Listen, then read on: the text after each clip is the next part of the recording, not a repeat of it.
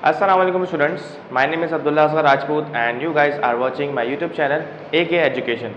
तो आज की वीडियो में हम लोग डिस्कस करने वाले हैं रिफ्लेक्शन ऑफ लाइट को और रिफ्रैक्शन ऑफ लाइट को। सही है, तो रिफ्लेक्शन और रिफ्रैक्शन में क्या फ़र्क होता है और दोनों फिनोमेनास किस तरीके से डिफाइन होते हैं वो आज हम डिस्कस करेंगे। तो सबसे पहले हम डिफाइन करने वाले हैं कि what is reflection, reflection of light क्या होती है। देखो भाई, रिफ्लेक्शन क्या होती है, हम अपने आसपास जितने भी हमारी चीज़ें हैं वो हम कैसे देखते हैं, मतलब कौन से फिनोमेना है किसकी वजह से हम देख सकते हैं। तो आप कहोगे कि हम आसपास चीज़ें जो है वो रिफ्लेक्शन की वजह से देखते हैं। आप मुझे देख पा रहे हो, इसका मतलब मैं भी कुछ लाइट रिफ्लेक्ट कर रहा हूँ जिसकी वजह से आप मुझे देख पा रहे हो। आप इस बोर्ड को देख पा रहे हो, आप इस दीवार को देख पा रहे हो। तो जिस भी चीज़ को अगर आप देख पा रहे हो इसका मतलब वो आप देखते हो बिकॉज ऑफ रिफ्लेक्शन। तो रिफ्लेक्शन का मतलब क्या होता है कि जब भी लाइट रे किसी सरफेस से टकराती है और टकराकर वापस आ जाती है तो इस फिनोमेना को हम क्या बोलते हैं, रिफ्लेक्शन ऑफ लाइट। तो इसको हम डिफाइन कैसे करेंगे, इसको हम डिफाइन करेंगे कि bouncing back of light rays into first medium after striking the other medium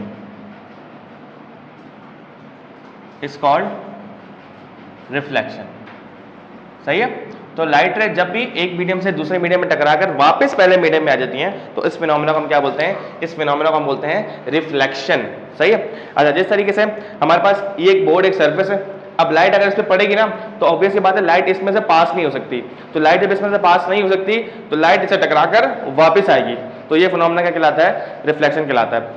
तो रिफ्लेक्शन की बेसिकली दो टाइप्स होती है हमारे पास। एक होती है रेगुलर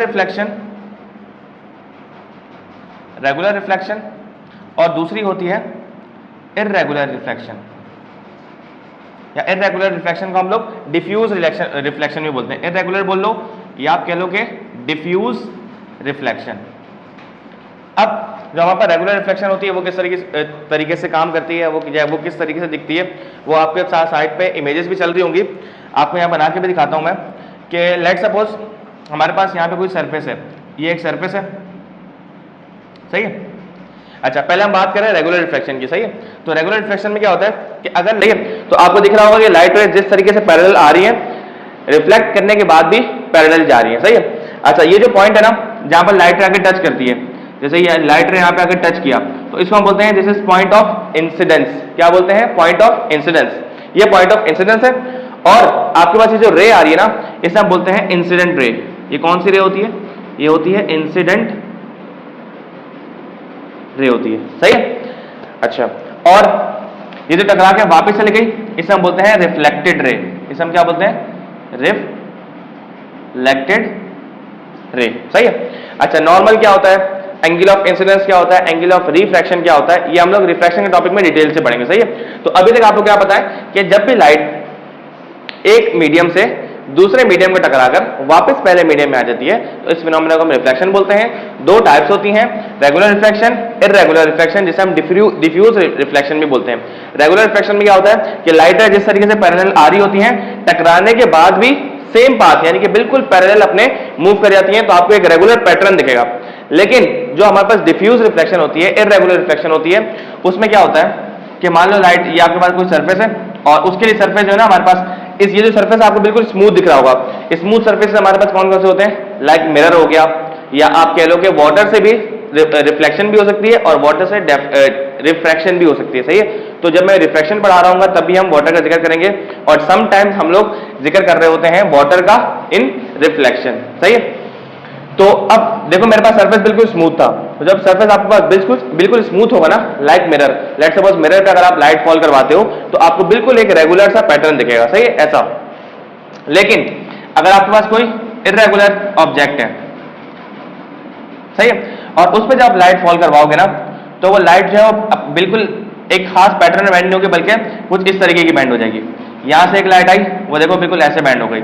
यहां से मान लो एक लाइट आई, वो बिल्कुल ऐसे बैंड हो गई। तो आप देख रहे हो एक लाइट रे वहां जा रही है, एक लाइट रे यहाँ जा रही है, एक लाइट रे वहां जा रही है और एक लाइट रे वहां जा रही है। तो आपको एक रेगुलर पैटर्न, एक खास पैटर्न नहीं दिख रहा है, एक फिक्स पैटर्न नहीं दिखेगा, तो ऐसी रिफ्लेक्शन को हम लोग बोलते हैं डिफ्यूज रिफ्लेक्शन। सही है। तो आपको रेगुलर रिफ्लेक्शन कब मिलेगी? जब आपके पास कोई स्मूथ सरफेस होगा लाइक मिरर, और इररेगुलर सरफेस, इररेगुलर रिफ्लेक्शन कब मिलेगी? जब हमारे पास ऐसा कोई रफ सा सरफेस होगा। ठीक है, तो रिफ्लेक्शन आई होप आपको क्लियर होगा। अब चलते हैं हम लोग रिफ्रैक्शन की तरफ, कि रिफ्लेक्शन और रिफ्रैक्शन में बेसिक डिफरेंस क्या होता है। देखो, जब भी हम लोग रिफ्रैक्शन की बात करेंगे ना, तो रिफ्रैक्शन में हमारे पास जो मीडियम होता है ना, वो ट्रांसपेरेंट होना लाजमी है।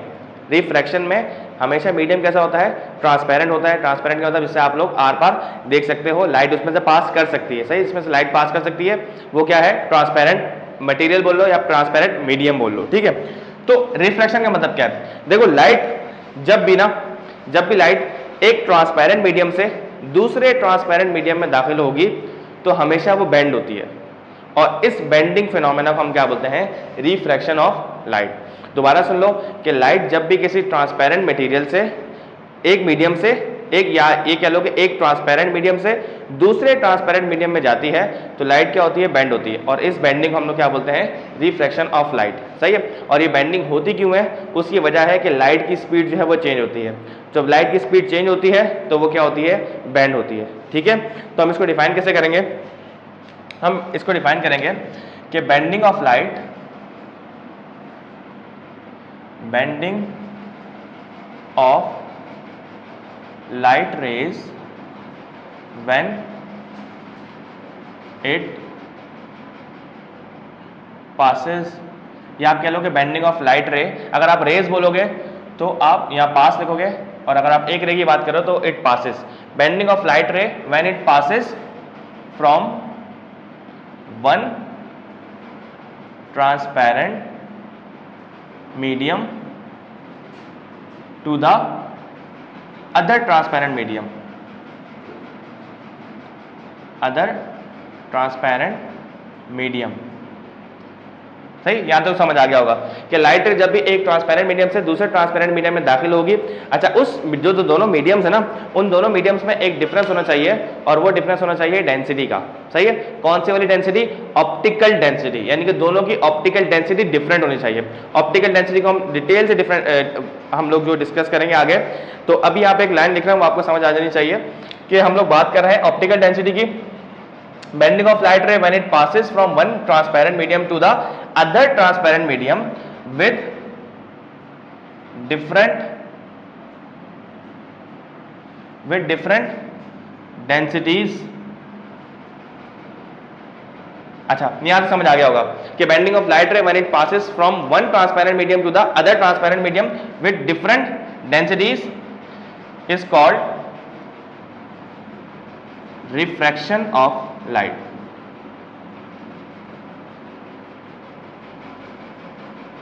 सही। अच्छा, ये जो पहली लाइन है हमारे पास कि हम लोगों ने बात की है बेंडिंग ऑफ लाइट।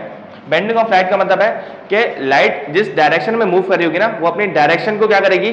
चेंज करेगी। मतलब अगर बिल्कुल सीधा आ रही है ना, तो अपनी डायरेक्शन क्या होगी? चेंज होगी। तो हम ये कह सकते हैं कि पॉइंट नंबर 1 क्या है कि इट्स डायरेक्शन चेंजेस, कि लाइट की डायरेक्शन क्या होगी? चेंज होगी। और दूसरा पॉइंट बहुत इंपॉर्टेंट है जिसकी वजह से डायरेक्शन चेंज होती है, और वो पॉइंट है देयर वेलोसिटी चेंजेस, या इट्स वेलोसिटी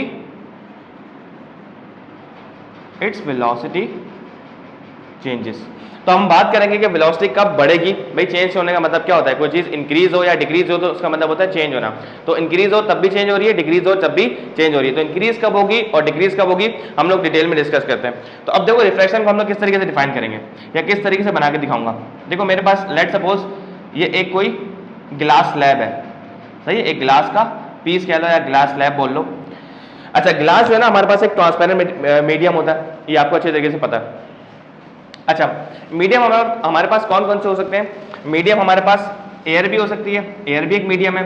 भाई, एयर एक ट्रांसपेरेंट मीडियम है, ग्लास एक ट्रांसपेरेंट मीडियम है, और आप कह सकते हो कि वाटर भी क्या है? एक ट्रांसपेरेंट मीडियम है। तो ये हमारे पास मीडियम है, ये भी ट्रांसपेरेंट मीडियम है, ये भी ट्रांसपेरेंट मीडियम है, और ये भी ट्रांसपेरेंट मीडियम है। यानी कि लाइट जब एयर से ग्लास में जाएगी तब भी बैंड होगी, ग्लास से वाटर में जाएगी तब भी बैंड होगी, वाटर से दोबारा एयर में आएगी तब भी बैंड होगी। जब भी लाइट का मीडियम चेंज होगा, कौन सा मीडियम, ट्रांसपेरेंट मीडियम चेंज होगा, और वो दो मीडियम जो है उनकी खास बात ये होनी चाहिए कि दोनों की ऑप्टिकल डेंसिटीज क्या होनी चाहिए, डिफरेंट होनी चाहिए। सही है, तो सपोज करो कि एक लाइट रे यहां से आप फॉल करवा रहे हो, सही है, ये बता चुका हूं ये पॉइंट ऑफ इंसिडेंस है, और ये जो रे आ रही है कौन सी रे है, इंसिडेंट रे, इसको मैं IR कह रहा हूं, इंसिडेंट रे। सही है, अच्छा अब इस लाइट रे को जो बिल्कुल सीधा ऐसे जाना चाहिए था, ऐसे ये वाला पाथ कवर करना चाहिए था, लेकिन होगा क्या कि लाइट जो है वो इस डायरेक्शन में बेंड हो जाएगी, ऐसे क्या हो जाएगी, थोड़ा सा बेंड हो जाएगी, यानी कि उसने अपनी डायरेक्शन क्या कर ली, चेंज कर ली, जा रही बिल्कुल सीधा थी, लेकिन जैसे ही लाइट ने मीडियम चेंज किया तो वो क्या हो गई, बेंड हो गई। अच्छा हमारे पास जो एयर है ना, एयर को हम बोलते हैं ये हमारे पास क्या है, रेयरर मीडियम है। क्या मीडियम है, रेयरर मीडियम। रेयरर मीडियम का मतलब है ये हल्का मीडियम है, सही है, लेस डेंस है ये। और हमारे पास जो गिलास है ये होता है डेंसर मीडियम। गिलास क्या होता है, एयर के मुकाबले में गिलास क्या है, ज्यादा डेंस्ड है, इसकी ऑप्टिकल डेंसिटी ज्यादा होती है, तो गिलास हमारे पास क्या होता है, एक डेंसर मीडियम होता है, और एयर हमारे पास क्या है, एक रेयरर मीडियम है। सही है, अच्छा अब हम यहाँ पे एक लाइन ड्रॉ करने वाले हैं, और इस लाइन को आपने समझना बहुत जरूरी है। ये जो मैं लाइन बिल्कुल ड्रॉ कर रहा हूँ, परपेंडिकुलर जो है सरफेस, देखो सरफेस के बिल्कुल परपेंडिकुलर है, ये आपका सरफेस है, और मैं ऐसी लाइन ड्रॉ कर रहा हूँ, तो बीच में एंगल क्या बन रहा है, 90 डिग्री। इस लाइन को हम लोग बोलते हैं नॉर्मल, इस लाइन को हम क्या बोलते हैं, नॉर्मल। तो नॉर्मल लाइन है जो परपेंडिकुलर है बिल्कुल सरफेस के। अच्छा अब हमारे पास ये जो रे आ रही थी इंसिडेंट रे, और टकराने के बाद जो रिफ्रैक्ट हो गई, भाई रिफ्लेक्ट नहीं कहना, जो रिफ्रैक्ट हो गई वो कौन सी रे है, वो है रिफ्रैक्टेड रे, जिसको मैं RR लिख रहा हूं, रिफ्रैक्टेड रे। सही है, इंसिडेंट रे, रिफ्रैक्टेड रे। अच्छा अब अगर आप यहाँ पे गौर करो तो नॉर्मल और इंसिडेंट रे के दरम्यान आप इसमें एक एंगल बन रहा है, this angle is called angle of incidence, जिसे हम लोग एंगल I से डिनोट करते हैं। और अगर आप यहां पर देखो तो यहां पर भी एक एंगल बन रहा है नॉर्मल और रिफ्रैक्टेड रे के दरम्यान, जिसे हम बोलते हैं एंगल ऑफ रिफ्रैक्शन। तो अगर आपसे कोई पूछे कि एंगल ऑफ इंसिडेंस क्या होता है, तो आपने बोलना है the angle which incident ray made with the normal is called angle of incidence, and the angle which refracted ray made with the normal is called angle of refraction। ये यहां पे लिख भी देता हूं मैं, the angle which incident ray makes with normal is called angle of incidence. सही, जो हमारे पास इंसिडेंट रे बनाती है नॉर्मल के साथ एंगल, वो होता है एंगल ऑफ इंसिडेंस, जिसे हम एंगल I से डिनोट करते हैं, and the angle which refracted रे makes with normal is called angle of refraction. सही, जिसे हम लोग एंगल R से डिनोट करते हैं। अगर आप इसका पूरा व्यू देखो ना, तो देखो हमारे पास एक ग्लास स्लैब पड़ी हुई है, यहाँ से एक लाइट हमने फॉल करवाई, लाइट को जाना चाहिए था बिल्कुल सीधा, लेकिन लाइट जो है वो बेंड हो गई। अगर आप देखो तो लाइट जो है वो नॉर्मल की तरफ बेंड हुई है। सही है, नॉर्मल है, नॉर्मल की तरफ बेंड हुई है। सही है, तो याद रखना जब भी लाइट रे रेयरर मीडियम से यानी कि हल्के मीडियम से डेंसर मीडियम की तरफ जाएगी तो हमेशा नॉर्मल की तरफ बेंड होती है।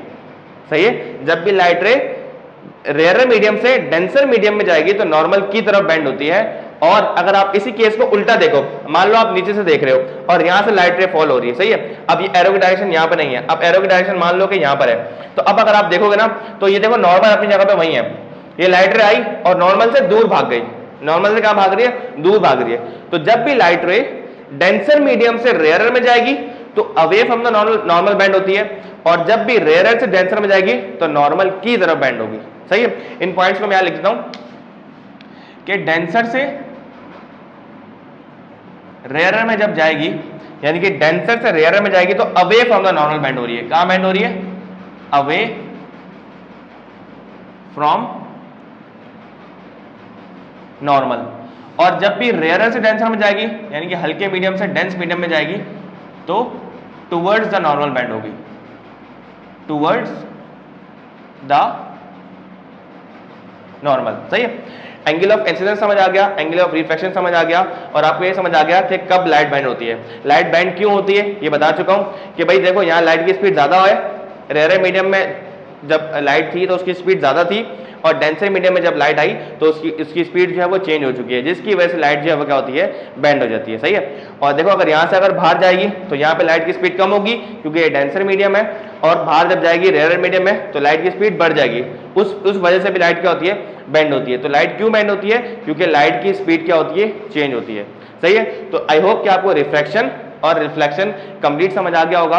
नेक्स्ट वीडियो में इंशाल्लाह हम लोग डिस्कस करने वाले हैं क्रिटिकल एंगल क्या होता है, टोटल इंटरनल रिफ्लेक्शन क्या होती है, और स्नेल्स लॉ क्या होता है।